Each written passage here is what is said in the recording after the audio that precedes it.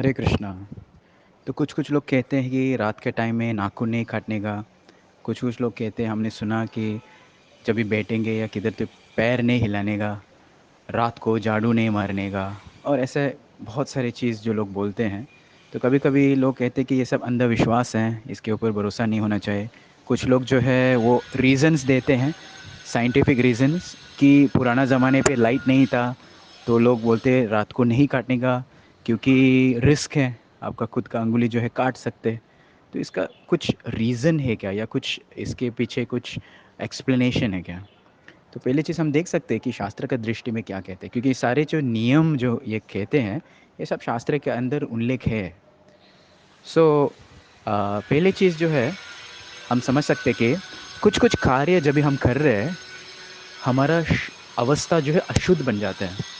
जैसे शास्त्र बता रहे कि अगर कोई बाल काटते, या शेविंग किया, या नाखून काटते, या 2 नंबर में टॉयलेट गए, या कुछ रक्त या खून के संपर्क में आ गया, टच में किया, या लाश डेड बॉडी को टच किया, या कुछ भी मरे हुए चीज़ में टच हुआ, तो वो ऑटोमेटिक अब अशुद्ध अवस्था बन जाता है, इम्प्योर बन जाता है।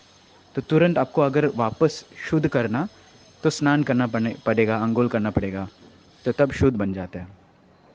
तो इसमें खास करके रात को क्यों नहीं करने का, क्योंकि हमको पता है कि 3 गुण है, सत्वगुण, रजोगुण, तमोगुण। और वैसे दिन में, एक पूरा दिन में उसका बराबर 3 विभाजन किया।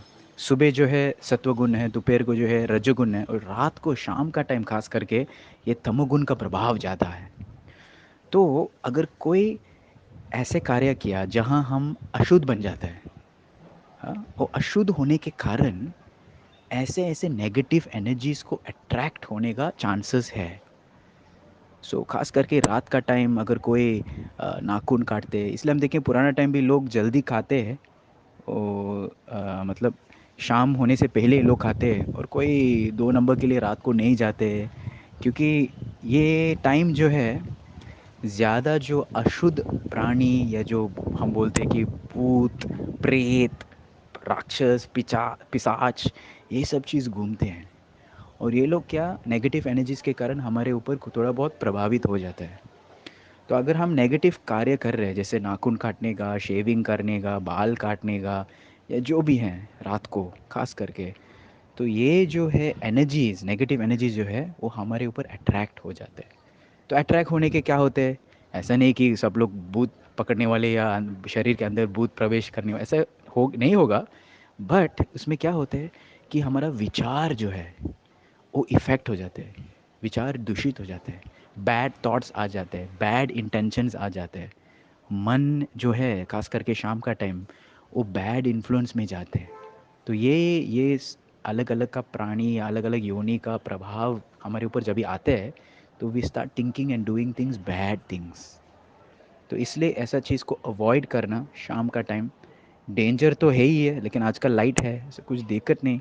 बट एक सूक्ष्म दृष्टि में क्या है, एक सूक्ष्म दृष्टि में हम देखेंगे कि नेगेटिव एनर्जीज़ के बारे में, अगर ऐसे ऐसे कार्य हम करेंगे, है ना, तो उस टाइम में जो जो एलिमेंट्स जो तमोगुण में, वो हमारे ऊपर अट्रैक्ट हो सकते हैं। इसलिए हम ज़्यादातर तमोगुण का वक्त जो है उसको कम करना, और सत्वगुण खास करके उसको बढ़ाने का। तो जल्दी सोने का, जल्दी उठने का, ये सबसे बेस्ट है। जो भी कार्य, ऐसा ऐसा कार्य करने का, सुबह का टाइम करेंगे, दिन का टाइम करेंगे, कोई ज़्यादा प्रॉब्लम नहीं। शाम का टाइम जो है वो नहीं करने का, बिकॉज़ ये सूक्ष्म रूप में ये सब चीज़ है हमारे आसपास में, जो हमको अफेक्ट हो सकते हैं। हरे कृष्णा।